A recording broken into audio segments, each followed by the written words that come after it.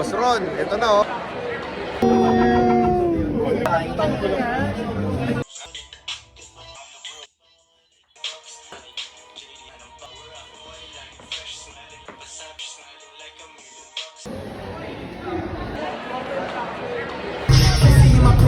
Dati, ikaw ang common denominator ng lahat ng bad news. This time, you could be the common denominator of everything that's going good in your life. Number one is to make sure you embark on the most important journey if you want success. This is what we call your growth mindset. It's possible when you start putting out health set. Be unconditionally happy and grateful no matter what. The opposite of depression is expression. Express coming from your heart, coming from your body.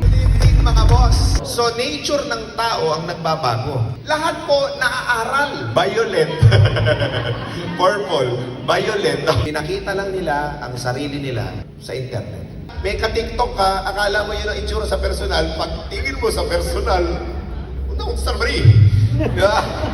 Kunin niyo yung ROI sa mga seminar na ina-attendan ninyo. Paano? Simple. Gawin mo, aksyonan mo, galawan mo. Malay mo may manood. Malay mo may magkagusto nung sinasabi ko. Malay mo may isang taong magbago dahil sa video na gagawin ko. We feel, yan ang magsasabi kung paano tayo mag-a-act, yung action na gagawin natin. And eventually, ang action, compounded over time, nagpatong-patong yan ang magiging resulta. How to create result, you need to create change of state. Sometimes you need to change the state of your home, changing the location of things inside your home. Because everything is all about energy. Habit happens when there is what we call repetition. Number two, emotional impact.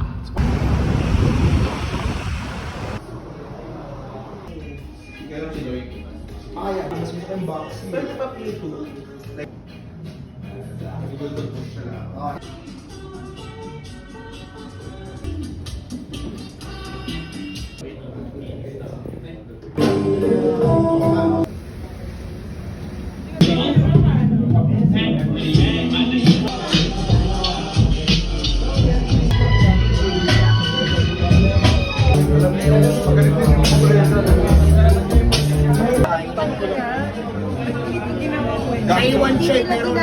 Oo, magat sa maaari. Kuha ako ng tropa. You know a nigga keep a courtside view, but a hoe like you. I need a hoe like you.